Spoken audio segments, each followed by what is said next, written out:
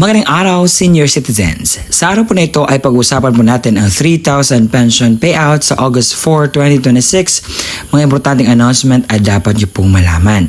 Sa araw po na ito ay ibibigay ko po ang 6 na bagay na dapat niyo pong makuha sa video kong ito. Una na riyan ang mga lugar kung saan may magaganap na payout sa social pension for indigent senior citizens. Pangalawa, saan po ba magaganap ang inyong pong payout? Pangatlo, anong oras po magaganap ang inyong payout? Pang-apat, ano ba ang mga requirements na dapat mong i-ready? Pang-5, mga listahan sa mga pangalan sa kasali po sa payout. At pang-6 ay mga dagdag kalaman patungkol po dito. Kaya naman, inaanyayahan kita na tapusin mo ang video nito hanggang sa dulo nang sa gayon makuha mo ang punto ng video kong ito. Kung ikaw ay bago pa lang sa aking YouTube channel at gusto mo ang ganitong content na pinag-usapan ang payout ng ating mga senior citizens at iba pang mga benepisyo, ay i-subscribe at i-follow mo na. Nang sa gayon po ay maging updated ka sa mga susunod ko pang i-upload dito. Kaya naman hindi ko napapatagin po ang oras na pag-usapan natin ang bagay nito. Let's go!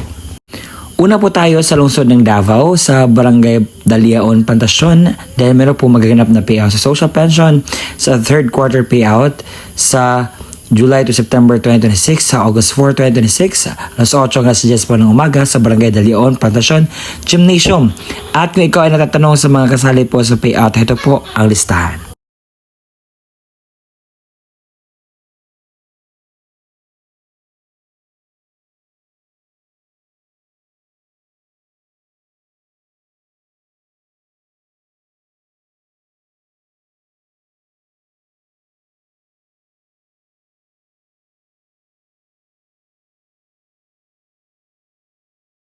Sa munisipalidad ng Malidigaw ay meron po maganap na payout sa barangay na Bundas sa August 4, 2026 alas 8 hanggang 12 na tanghali sa 287 po na mga pensioners sa barangay covered court po ang inyong pong payout.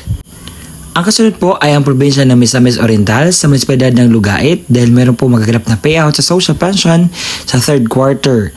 At ito po ang mga listahan po sa Lugait covered court po pala magaganap ang payout na ito at ito po ang mga nakalista.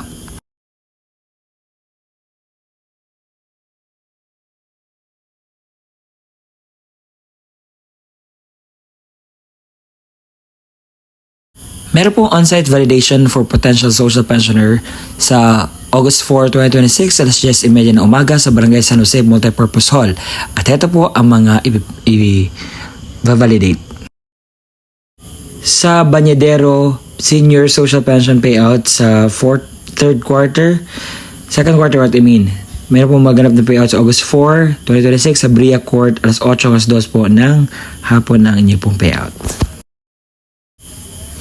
Ang kasunod po sa ating listahan ay Barangay Kasuntingan dahil meron po magaganap na announcement para po sa ating mga senior citizens. Sabi dito, may ganap na payout sa ibabaw instansya gymnasium sa August 4, 2026 alas 8 po ng umaga. At ito po ang mga listahan sa mga pangalan na kasali po sa kukuha ng pensyon.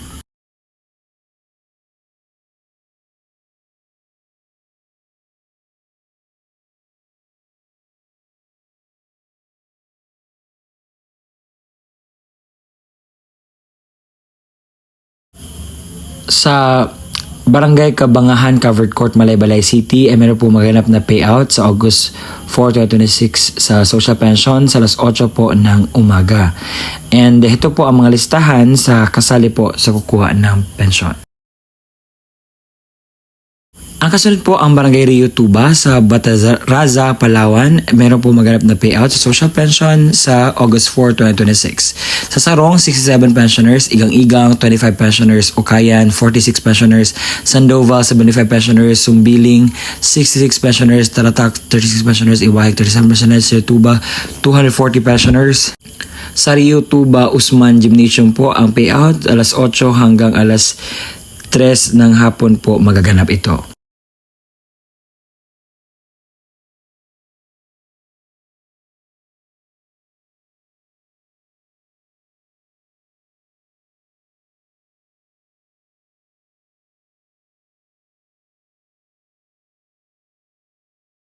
Sa MSSD, meron po maganap na payout sa August 4, 2026 sa Barangay Bagoind multi-purpose hall po ang inyo pong payout.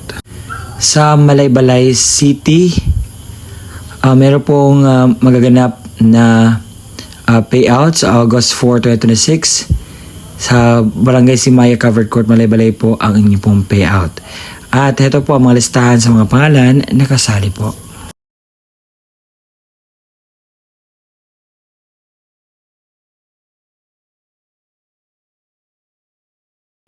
Sa Banilad, Mandaue, meron pong maganap na payout sa social pension sa August 4, 2026 sa Ibabaw Gymnasium sa alas 9:12 po ng tanghali ang inyong pong payout at ito po ang mga pangalan sa nakalista sa kukuha ng pensyon.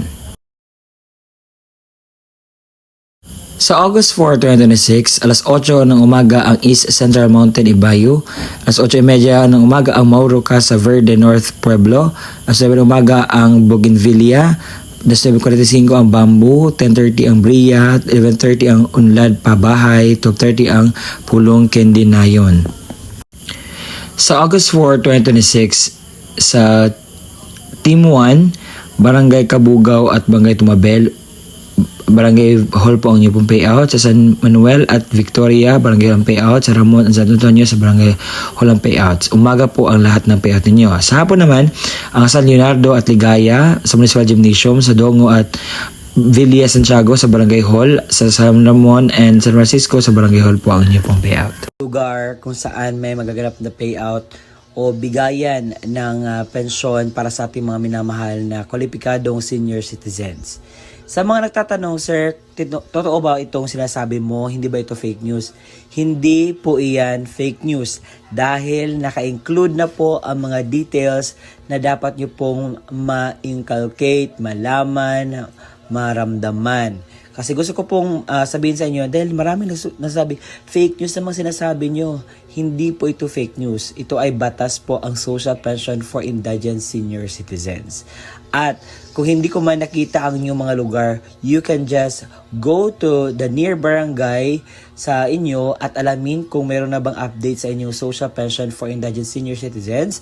Kung kasali ka pa ba, meron bang update o ano ba ang gusto mong malaman na increase patungkol po sa inyo pong magaganap na pensyon. Baka yung iba hindi na nakatanggap dahil meron pong validation. Kapag hindi ka pa makapunta sa validation, automatic tanggal ka na po. And sir, ano ba yung mga requirements nito para payout kami? So ito po ang kumpletong requirements na dapat mong i-ready. Social pension requirements. Kapag ang senior citizens mismo ang pupunta sa venue, ito po ang kanyang dalhin.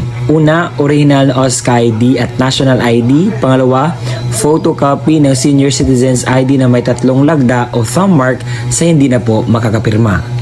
Kung ang representative ng senior citizens naman ang kukuha, ito po ang dapat niyang dalhin. Una, original at photocopy ng ID ng senior citizens ID na may 3 lagda o thumb mark sa hindi na po makakapirma. Original at photocopy ng valid ID ng representative o government issued ID lamang na may 3 lagda o thumb mark sa hindi na po makakapirma. Sulat, pahintulot or authorization letter mula sa senior na mayroong pirma, thumb mark at naayon sa format mula sa DSWD, makukuha po ito sa inyo pong barangay. Pang-apat, kopya ng litrato ng senior citizens na may kasamang representative na may hawak na updated newspaper.